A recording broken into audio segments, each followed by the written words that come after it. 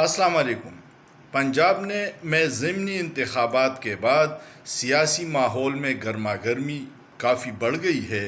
اور اس سیاسی بے چینی میں معیشت کا تو جنازہ نکل رہا ہے۔ ڈالر کا ریٹ آج 225 کراس کر گیا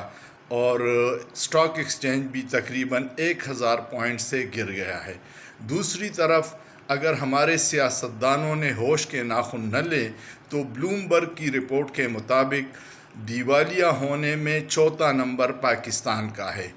آج پی ڈی ایم کا سربراہی اجلاس لاہور میں ہوا، جس میں تینوں بڑوں نے، جو اپنے آپ کو بڑے شاطر سیاستدان سمجھتے ہیں، عوام کا فیصلہ ماننے سے انکار کرتے ہوئے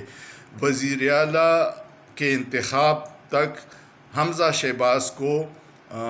استعفیٰ دینے سے روک دیا ہے۔ اور سیاست کے جو بادشاہ اپنے آپ کو سمجھتے ہیں، جو سندھ کی سب سے بڑی بیماری زرداری ہے، اس نے یہ کہا ہے مسلم لیگ کو کہ آپ ڈٹ جائیں اور ہم پرویز الہی کو کسی بھی طرح وزیر اعلیٰ نہیں بننے دیں گے۔ اب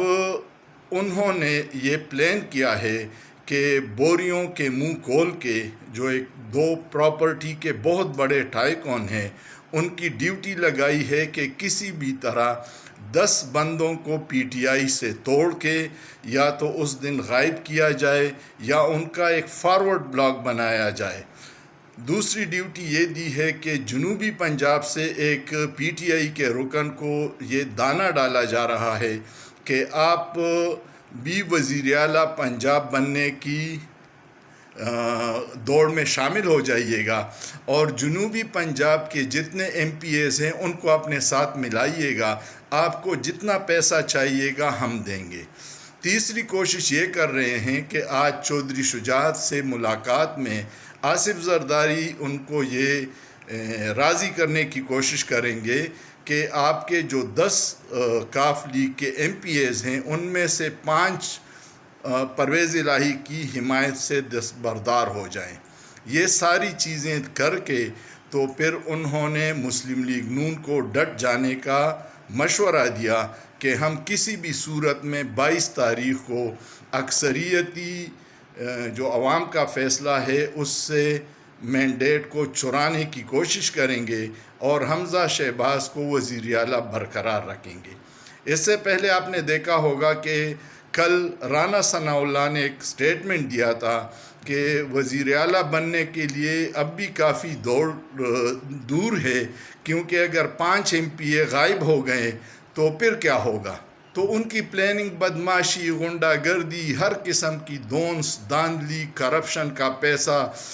لوٹوں کو خریدنے کے لیے جاری رہے گا۔ لیکن لوٹوں نے اپنا انجام دیکھ لیا کہ پنجاب میں ان کو جو بری طرح شکست ہوئی ہے اور وہ اب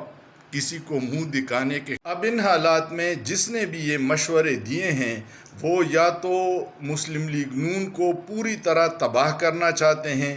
کیونکہ عوام کی نظروں میں تو یہ سارے بے نقاب ہو گئے ہیں کہ ان کو عوام کی مسائل سے کوئی دلچسپی نہیں ہے اور وہ صرف اپنے کیسز ختم کروانے کے لیے آئے تھے، اور جب تک اپنے ان کے کیسز ختم نہیں ہوں گے میرے خیال میں یہ جو بدنامی کا ٹوکرا ہے یہ مسلم لیگ نون کے سر ہی رہے گا۔ آپ نے ایک چیز غور کی ہوگی کہ جب سے اس حکومت میں مہنگائی کا طوفان آیا ہے اس وقت سے مولانا اور بلاول بالکل سکرین سے غائب ہے۔ وہ چاہتے ہیں کہ ملبہ سارا مسلم لیگ نون پہ گرے، اور اب بھی اگر مسلم لیگ نون کے بڑوں نے ہوش کے ناخن نہ لیے اور وزیر اعلیٰ کے انتخاب میں کوئی غیر آئینی رکاوٹ بننے کی کوشش کی تو یہ ان کی آخری رسومات کے برابر ہوگی کہ سیاست میں ان کا جنازہ نکل جائے گا۔ شیخ رشید نے کہا تھا کہ لکشمی چوک میں زرداری نے مسلم لیگ نون کو دفن کر دیا، اور اگر اس طرح اکثریت کے فیصلوں کو نہ ماننے کی روایت ڈالی گئی اور زرداری جو رشوت، دونس داندلی، کرپشن کا پیسہ ممبران کو بیڑ بکریوں کی طرح خریدنے میں استعمال کر رہا ہے، یہ سلسلہ جاری رہا تو یہ جمہوریت کے لیے بہت ہی نقصان دہ ہے۔ اس وقت ہماری معاشی صورتحال انتہائی خراب ہے، سیاسی عدم استحکام اس کو اور تیز کرے گی۔ سرمایہ داروں کا اعتماد مارکیٹ پہ نہیں رہا، اسٹاک ایکسچینج مسلسل گر رہی ہے، انڈسٹری آپ کی بن رہی ہے۔ ایکسپورٹ انڈسٹری جو فیصل آباد میں ہے اس میں تقریباً 500 فیکٹریاں بند ہونے کے قریب ہے۔ شرح سود اسٹیٹ بینک نے 15% کر کے سرمایہ داروں کی کمر اور توڑ دی ہے۔ تو یہ ساری چیزیں تقاضا کرتی ہیں کہ سیاستدان ہوش